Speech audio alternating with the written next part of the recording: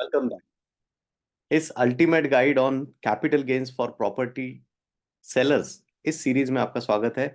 इन सभी वीडियोस को आप माइन्यूटली देखिएगा। बहुत सिंपल तरीके से हर एक पहलू को यहाँ पे बताया गया है।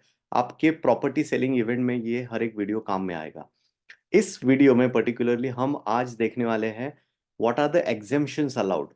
एग्जेम्पशंस के बारे में हम जानते हैं। I directly jump into the mind map.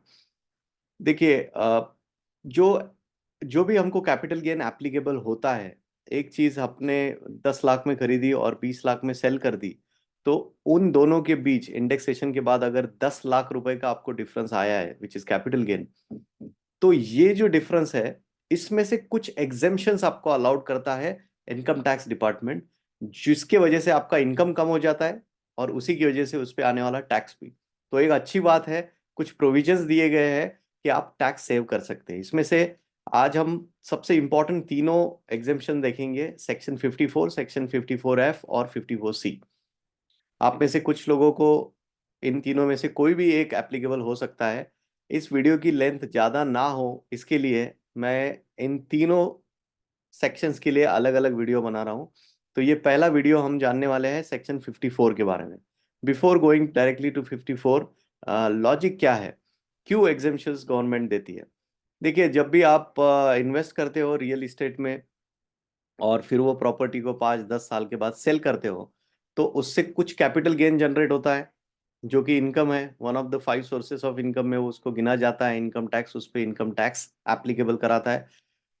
वो टैक्स बचाने के लिए देर आर सम प्रोविजंस जिसके थ्रू आप वो बचा सकते हैं। कुछ वैलिड रीजंस हो सकते हैं, जैसे कि आप वो प्रॉपर्टी इसलिए बेच रहे हैं ताकि आपको दूसरी प्रॉपर्टी खरीदना है, आपकी कुछ फाइनेंशियल प्रॉब्लम थे, आपको रहने के लिए घर नहीं था, फिर आपने ये घर बेच के दूसरे शहर में घर लिया एंड सो ऑन। तो ऐसे कुछ कारण को इनकम टैक्स कंसिडर करता है, इसीलिए उसको एग्जेम्पशंस कहा जाता है। काफी सारे अलग अलग टैक्स के विषय में एग्जेम्पशंस आते हैं। कैपिटल गेन्स के लिए सेक्शन 54, 54F और 54C ये एग्जेम्पशंस है। Okay, clear logic. अभी सेक्शन 54 समझते हैं। देखिए, बहुत डिफिकल्ट टास्क है समझाना, but I am trying to make it easier for you. तो मैं जिस तरह से समझाता हूं उसी तरह से नोट कीजिएगा। आप स्क्रीनशॉट भी ले सकते हो या पीछे जाके समझ के भी ले सकते हो फिर से, अगर कोई कॉन्सेप्ट क्लियर नहीं है तो। And anytime you can comment in the comment box so that I can answer your queries. First thing is section 54 is applicable only for residential property sale. I repeat, अगर आप residential property meaning आपका flat, आपका apartment, house, independent house ये बेचते हो और उससे आपको कैपिटल गेन जनरेट होता है, उसके लिए सेक्शन 54 एप्लीकेबल होगा। क्लियर।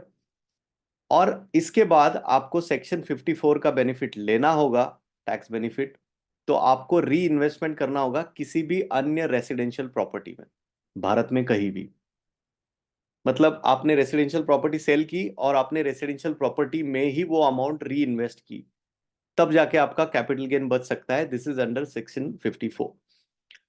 री इन्वेस्टमेंट की कंडीशंस कुछ है, जैसे री investment in number of properties.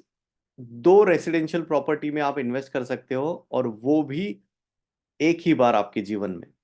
पहले ये एक ही प्रॉपर्टी थी, अभी आप 2 रेसिडेंशियल प्रॉपर्टी में एंटर कर सकते हो। मतलब आपने मान लीजिए 2013 में आपने एक प्रॉपर्टी खरीदी थी जो अभी 2024 में बेच दी, उससे आपको कैपिटल गेन हुआ 70 लाख। तो वो 70 लाख बचाने के लिए आप एक या दो प्रॉपर्टी में इन्वेस्ट कर सकते हो। अगर आप ऐसा करते हो तो उस अमाउंट पे आपको, उस कैपिटल गेन पे आपको टैक्स नहीं देना होगा। इसका कैप दिया गया है कि मैक्सिमम 2 करोड़ आप कैपिटल गेन एग्जेम्पशन पा सकते हो अगर आप 2 प्रॉपर्टी में इन्वेस्ट कर रहे हो। थोड़ा कंफ्यूजिंग है, आप पीछे जाके फिर से सुनिएगा। और अगर आप एक ही प्रॉपर्टी में इन्वेस्ट कर रहे हो इस कैपिटल गेन के अमाउंट को, तो उसका कैप रखा गया है 10 करोड़ तक। मतलब 10 करोड़ की नई प्रॉपर्टी आप खरीद सकते हो, जिसका 10 करोड़ का कैपिटल गेन की बात कर रहा हूं। आपकी प्रॉपर्टी 2 करोड़ में बेची गई हो बट आपको कैपिटल गेन 75 लैक्स का हुआ है, तो 75 लैक्स का कैपिटल गेन एग्जेम्पशन के लिए एक प्रॉपर्टी में आप ले सकते हो अंडर सेक्शन 54। ये बहुत बड़ी बात है, ये बहुत बड़ा एग्जेम्पशन है, इससे आपका काफी सारा टैक्स बच सकता है। टाइम पीरियड ये एक इम्पॉर्टेंट चीज है, काफी सवाल मुझे इस पे आते हैं, मेरे ऑफलाइन क्लाइंट्स भी और ऑनलाइन कम्युनिटी, इनर कम्युनिटी से भी।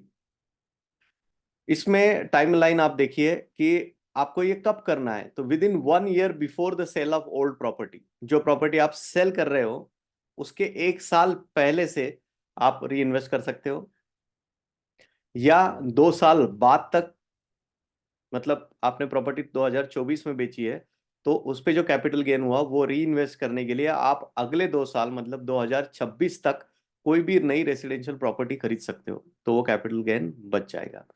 या आप खुद का घर कंस्ट्रक्ट कर रहे हो, तो उस केस में आपको 3 साल का लिमिट दिया गया है कि आपको घर कंस्ट्रक्ट करने में समय लग सकता है, तो अगले 3 साल के अंदर आपको आपका नया घर बनाना होगा, प्लॉट लेके कंस्ट्रक्शन कंप्लीट करना होगा, तब जाके आपका ये कैपिटल गेन्स बचेगा। This is under section 54।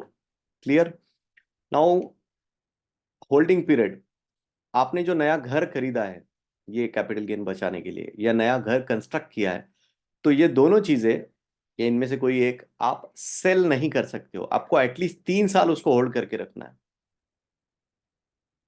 मैं रिपीट करता हूं, 2013 में आपने एक प्रॉपर्टी ली, 2024 में बेची, और आपने 2026 तक नया फ्लैट ले लिया, तो उसके अगले 3 साल तक आपको उसको बेचते नहीं आएगा। अगर बेचोगे आप, तो आपको जो कैपिटल गेन का बेनिफिट मिला है, टैक्स पे एग्जेम्पशन मिला है, वो रिवोक हो जाएगा और आपको फिर से टैक्स भरना पड़ेगा। Clear? So holding period is important, don't miss this. And finally, remember that you have to invest only capital gains amount and not the entire sales amount received.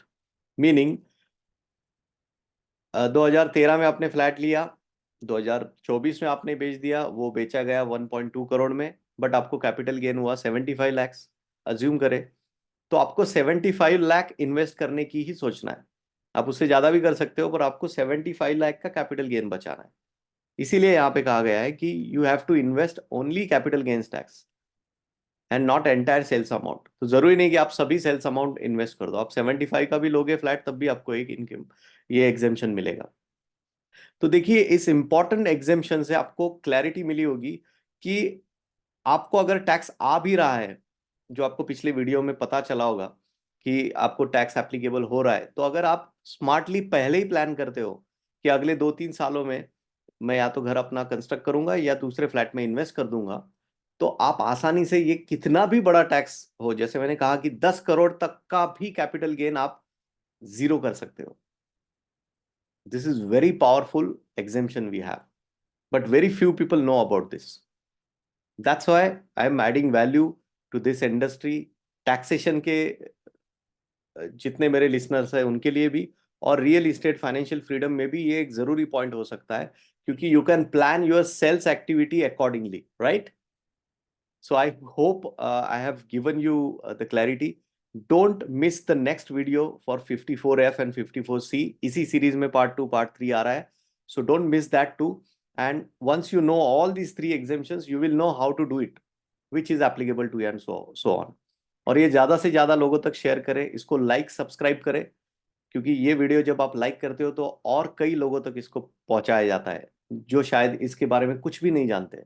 तो आपकी तरफ से एक लाइक बटन हिट करने के बाद वो बहुत से लोगों के लिए एक गेम चेंजर भी बन सकता है। So hit the like button. और finally, if you want to upgrade your knowledge, I request you, जो मैं हमेशा हर एक वीडियो में बताता हूँ कि 3 एक्शंस यू मस्ट टेक। मेरा ई बुक डाउनलोड करें, इसका लिंक इस वीडियो में साथ में दिया गया है डिस्क्रिप्शन में। मेरी यूट्यूब सीरीज ये जो कैपिटल गेन्स टैक्स की है वो पूरी तरह से देखे, अपना नॉलेज अपडेट करे, उसमें क्वेश्चंस पूछे, और इसके बाद भी आपका कुछ पर्सनल क्वेरी है, so you can book 1-to-1 meeting with me and discuss your problems, your query specific one-on-one with me. Or all these 3 resources are absolutely free for some time. So avail these offers and don't forget to like, subscribe to this channel. Thank you.